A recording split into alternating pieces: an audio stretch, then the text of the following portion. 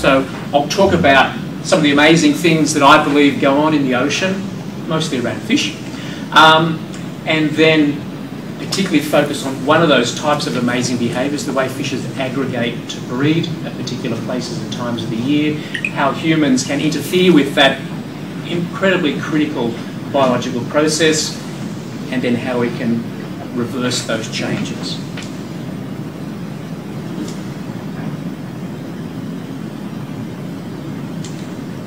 I'm going to focus on the reproductive strategies of fish, of marine fish.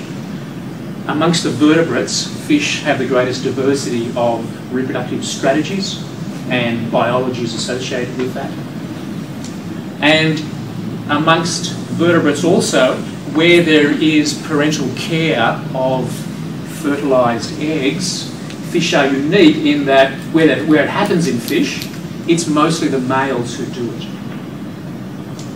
And I have a very personal interest in this because I'm undertaking a lifelong PhD project in modes of effective parental care. So it's a constant research project for me that I'm implementing on a day-to-day basis. And being World Environment Day, it's worth reflecting on not only amazing biology, but also about how we humans interact with that and how we can change it. Okay, so let's start. Do You Take This Man? My first story, short story in Sex and the Sea. And it deals with a group of anglerfishers. Anglerfishers are an incredibly diverse group that are found in the deep oceans. And I'm going to focus on one group of anglerfishers called the ceratioid anglers that have about 160 species and live in depths below 300 metres. And the common feature in the group is the possession of these lures, which are bioluminescent. They contain symbiotic bacteria that bioluminesce, and the fish use them to attract prey in the deep ocean where there's insufficient light to use eyes to catch prey.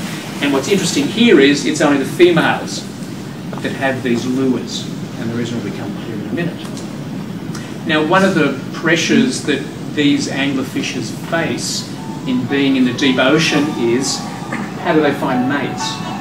Normally, it's usually either through vision, sound or smell for animals that don't have these constraints. But in the deep ocean, where there's no light to be able to orientate by, there's limited food, so the populations are very low compared to fishes you might find in shallower water. So there's two pressures: no ability to use sight and a very low population density. So the chances of two individuals coming together and mating during the breeding season and then leaving and coming together are fairly remote. So the anglerfishers have come up with, or had to deal with this selective pressure about how to deal with these issues. And I'd like to thank Lisa for the video to demonstrate how this might be done. And the way they've done this is by the male becoming parasitic on the female. This group is unique in that all the males are significantly smaller than the females, and they all live in a parasitic relationship with the female. I'm sure you know lots of males who do that already. Yeah. And not necessarily anglerfishers, but it's a really interesting biological phenomenon anyway. And the males are amazingly smaller than the females. They have well-developed nostrils, and they swim through the deep oceans until they encounter a female. And when they do, they latch onto her because they have two very well-developed canines, and they burrow into the female's skin. And within a matter of hours, the skin around the male's mouth has fused with the skin of the female. And from then on, he stays on that female. And most females have one male attached to them, but some have more than one male. That's the relative size of males and females. And amongst vertebrates, this is one of the smallest species where the male is reproductively mature. It shows the relative size of the male. And they breed because the bloodstreams of the male and female intermingle, and the male is able to pick up on cues when the hormones spike in the female, the reproductive hormones, to say she's ready to breed, she's ready to release her eggs. The male's sperm are released at the same time.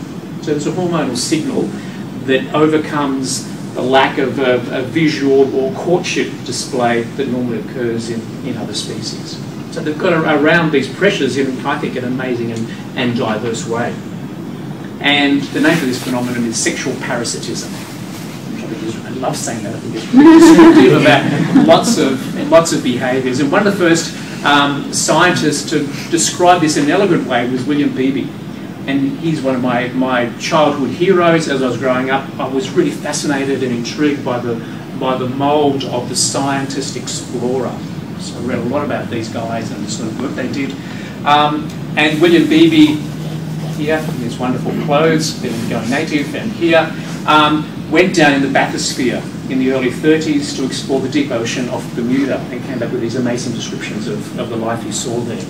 And to me, I just loved reading this text where he described this relationship between the male and the female anglerfish, to be driven by impelling odour, because the male tracks down the females by smell, headlong upon a mate so gigantic and willingly to eat a hole in her soft side, to feel the gradually increasing transfusion of her blood through one's veins, to lose everything that marked one as other than a worm, to become a brainless, senseless thing. And I know us males sometimes do that when we're confronted with females, become brainless and senseless. That was a fish. This is sheer fiction, beyond all belief, unless we have seen the proof of it. I just love that style of writing. It'd be great to be able to write something like that in a paper that we submit to a journal.